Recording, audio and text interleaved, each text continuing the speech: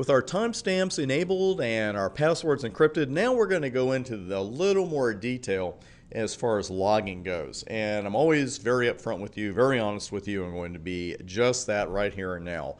We are probably going to talk more about logging in the next half hour than you will talk about it in the next 10 years. And it's good information to have, but the thing with logging is that the defaults are so good that you rarely adjust them. Nothing wrong with adjusting them. I'm going to show you exactly how to do that. But the number one question, I'm not even sure there is a number two. The number one question when it comes to logging, you go online, you just do a little search, logging Cisco, that kind of thing. People asking, I can't see my messages. You know, I'm connected this way. Maybe they don't even say how they're connected. But it's like, hey, I'm on a Cisco router, and this should be on by default, and I'm not seeing my messages. Why not? I'm going to show you a couple of real-world scenarios that might not pop up in your exam, but they're going to pop up in the real world, because it does get a little confusing and a little frustrating if you can't get your console messages, because frankly, you're just so used to them being there. Now, there are three main ways, as you can see on the screen right now, that we're going to access our log messages. We're going to look at all three ways. First, and that's the one we're starting with, and this is the one that we've really been doing throughout the course, is a direct connection via the console port.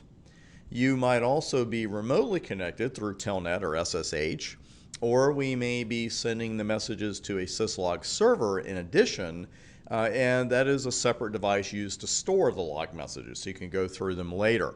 And when it comes to logging, really, you might want to tweak it a little bit. Again, the defaults are so good, but you might have times when you want a little less information than the defaults give you. There may be times when you want a little more information. Maybe you want less information on the screen. Maybe you don't want any information on your screen. You just say, hey, I want to send it all to a syslog server. I'm going to look at it later. I like to leave logging on at least so I can see messages about, okay, yes, this interface went up. Yes, this interface went down. But, you may want to just send it all to a syslog server. Or maybe you want a very specific level of information to that server, but more general information on the screen. So I want to throw this at you right now, and I know you're going to hear it at least one more time. If you set up a syslog server and you were looking at messages on the screen, the levels of logging do not have to be the same. They're separate operations entirely. And here's just an example of some of the log messages that we've seen. In these console messages, I grabbed these off a screen. And again, we were talking about console logging, where I'm connected directly to the device via the console port. That is on by default. And I'll skip a little ahead here, maybe myself, and sorry about that. And show you, first off, let me run show logging here. And give you the entire thing here from the top. And you see show logging is the command I ran. Not only is this your main logging show command, it's almost your only show logging command. This has a few options, but this really tells you everything you need to know. We've got syslog logging enabled at the top. Don't worry about active or inactive message discriminators right now. What we're really concerned with, frankly, is this information right here. And these are at the defaults. Console logging is what we're looking at right now. Notice it says level debugging, more detail about that in a moment, but we can see that it is on. Monitor logging, which is discussion, that's coming up, that is on as well. Notice we haven't logged any messages that way, and the level there is set at debugging as well. Buffer logging, we can log information to a buffer on the local device. And we're going to do that as well, but notice right now that's disabled, and that's actually a default. Those are the three logging methods we're really concerned with right now. And again, console logging, everything's fine. It's at the default. If I do a shut and a no shut, I'm going to see a little message right there. There we go. See a couple of messages right there, and that's what we expect to see. Let's look at these messages, though, in just a little bit more detail. First, I want to give you this little helpful hint, though. I'm going to give you a great hint on these, because sooner or later, you're going to run into some log messages you're not used to seeing, or more likely, you're going to run into debug messages that you haven't seen before. And if you need to tell Cisco or me or somebody else, hey, here's what these mean, just stay calm. If you haven't seen them yet, that's fine. And if you just take a look at this information right here, this will give you a huge hint, if not just tell you exactly what you're looking at. And that goes for debugs as well as for log messages, which is what we're looking at here. But here are 3 lines I grabbed from another router and, configure from console by console. We've seen that 1,000 times so far. And all I did was bring a serial interface up, and that's it. But the messages are all a little bit different. And again, console logging is on by default. So we've got that running, but let's look at the details here with a couple of these lines. Now, when I said link in the middle message, that's the one we're looking at. So we've got link 3 up down. Mostly self-explanatory, but what is that 3 all about?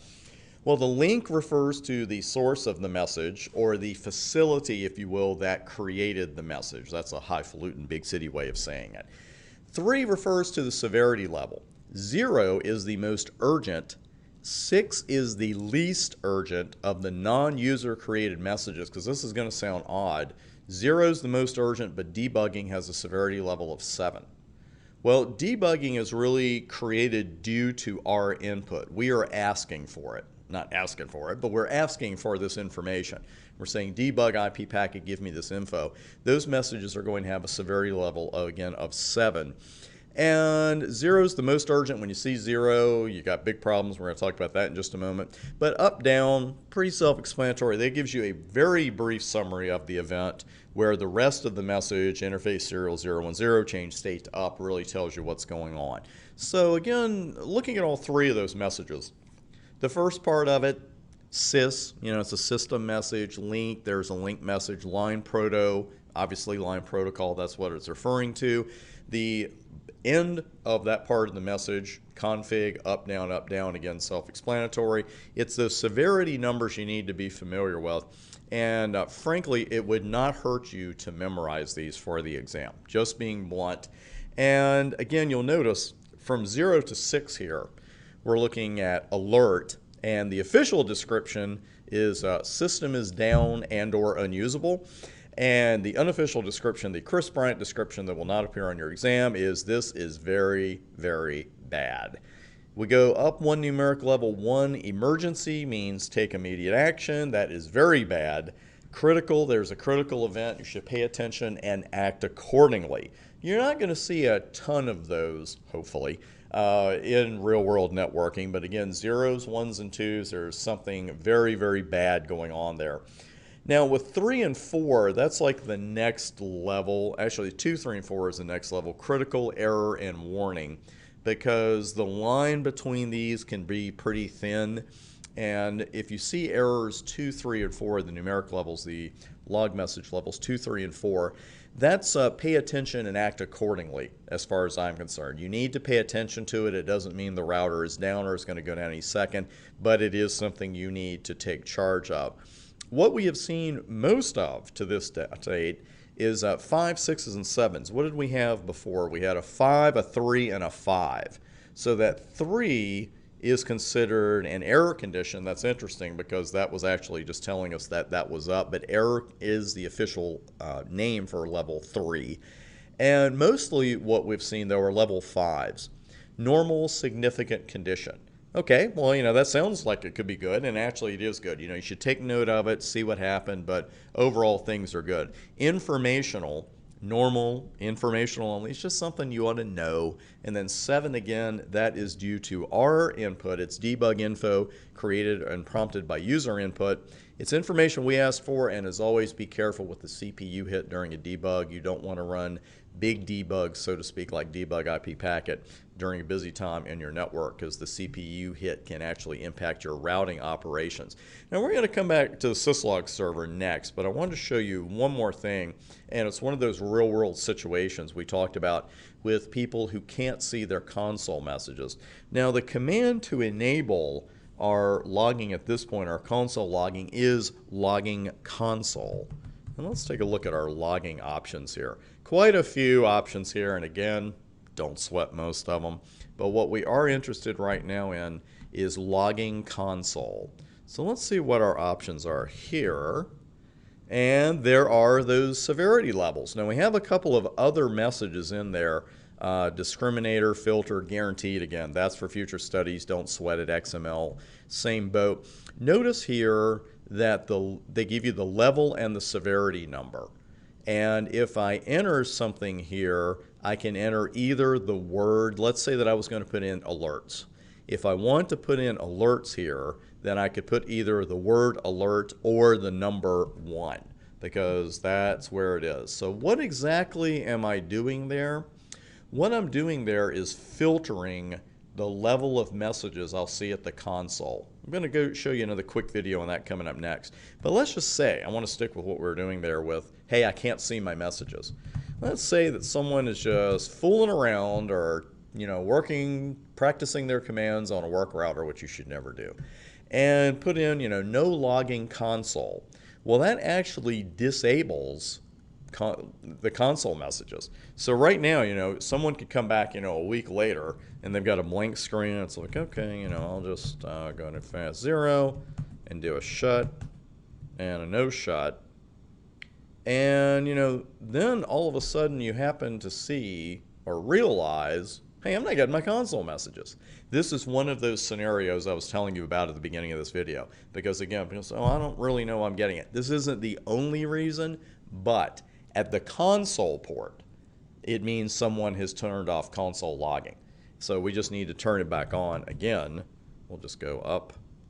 This is the first thing you should do. Don't make the solution complicated. Just see if no logging console is there, or just put in logging console and you're all set. Let me show you show logging one more time. And you see console logging there in the middle, level debugging. I wanted to show you what it looks like when it's disabled. Always go to show logging first. If you're not seeing the messages you expect to see, always, always, always do not waste time with anything else. And by golly, if you see disabled right here, that's why. So again, just go conf t, login console, we trust, we verify, show logging, and you'll notice now the message did come up right after I put in show logging. We saw the system message there, and your console logging is back on. So nothing complicated here. Like I said, be familiar with the numeric levels. That's a good idea.